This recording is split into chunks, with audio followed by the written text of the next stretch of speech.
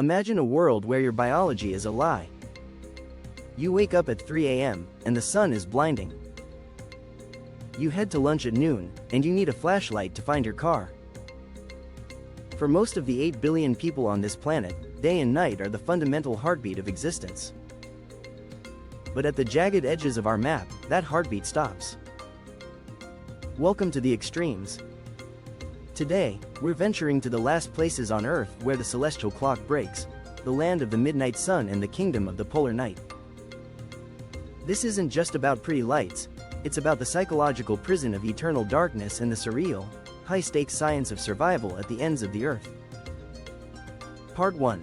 The geometry of the extreme. To understand why these places exist, we have to look at the math of our planet's wobble. Earth doesn't sit upright. It's tilted on its axis at an angle of approximately theta approximately equals 23.5 ring operator. Because of this tilt, as we orbit the sun, the poles are either leaning toward the light or hiding from it for months at a time. This creates a geometric dead zone above the Arctic Circle and below the Antarctic Circle. Inside these lines, the sun doesn't rise or set in a 24-hour cycle. It spirals. In the summer, the sun stays above the horizon, circling the sky like a persistent stalker. In the winter, it stays tucked below the horizon, leaving millions of people in a twilight that lasts for months. This is where human logic meets planetary physics, and the results are haunting. Part 2. Svalbard, the 24/7 day welcome to Longyearbyen, Svalbard. At 78 degrees north, this is the northernmost permanent settlement on the planet. From late April to late August, the sun never sets. Not once.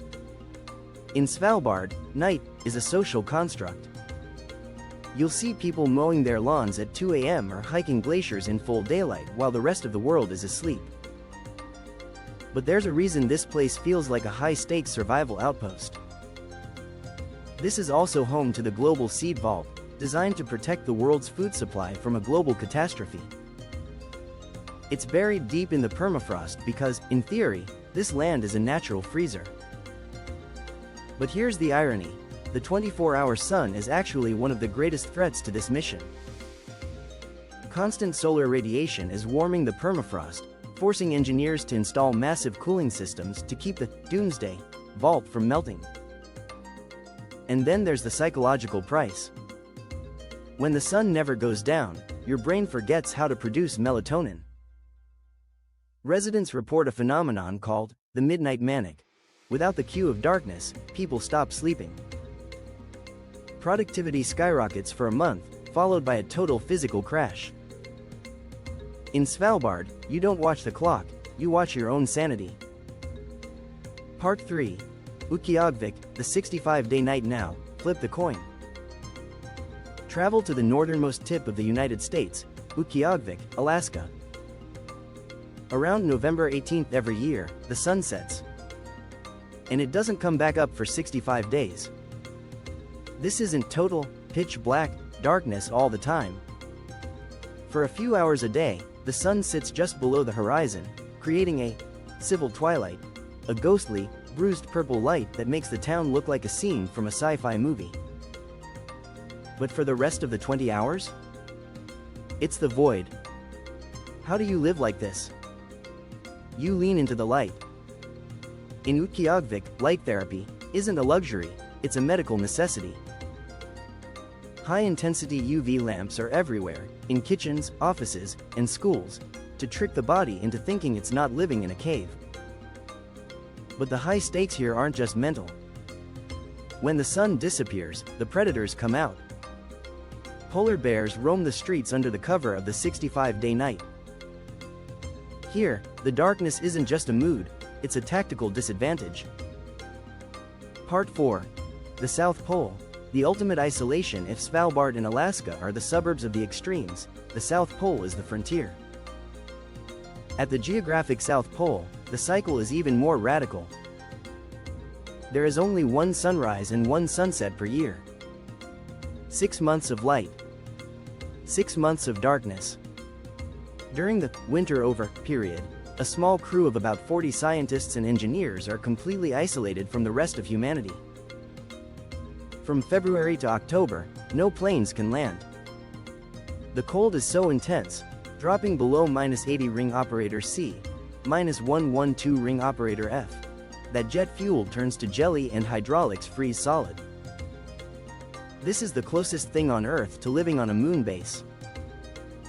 They call it the T3 syndrome. After months of darkness and isolation, the human brain begins to atrophy. Winter overs, report short-term memory loss, wandering into rooms and forgetting why they are there, and even staring, a state where they gaze at a wall for 20 minutes without realizing it. They are living in a psychological prison built of ice and shadows. And yet, they stay. Why? Because the darkness provides the clearest view of the universe in human history. Without a sun to drown it out, the South Pole becomes a window into the deep past of our cosmos. Part 5. The science of the ghost sun. Even when the sun is supposed to be gone, physics sometimes plays tricks on you. In these extreme latitudes, we see the Novaya Zemlya effect. Because the air is so cold and dense near the ground, it acts like a lens, bending sunlight around the curve of the Earth. People have seen the sun rise days before it was mathematically supposed to. It's a mirage, a ghost sun projected onto the sky by atmospheric refraction. It's a reminder that at the poles, your eyes can't always be trusted.